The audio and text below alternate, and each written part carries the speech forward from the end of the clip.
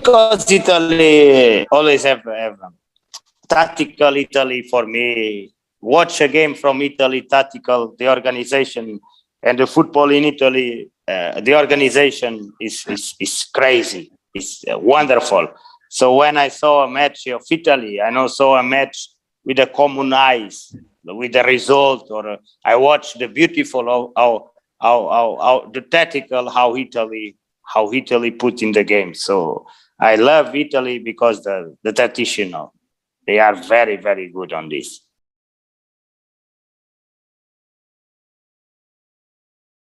Yeah, England also very good team. Different kind of football.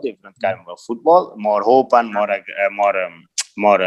Always, England is very intensity the game with a lot of good players.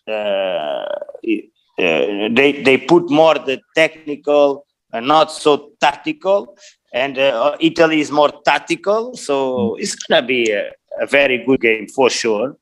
Uh, two very good teams is why they are in final, and let's see who happen. But I think Italy can win.